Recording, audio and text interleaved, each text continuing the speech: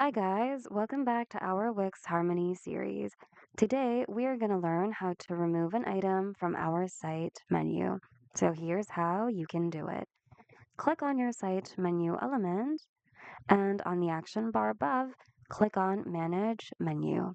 Here on this small window, look for the item or page that you wish to remove. Then click on the three dot button next to it. From the drop down below, select Remove from Menu and it should successfully be removed from your site menu. Your changes will automatically be saved on the Wix Harmony editor as well. And that's it. Hope this video was helpful somehow. If you need more Wix tutorials, check out our channel and consider subscribing as well. Thanks so much for watching, and we'll see you guys in the next video.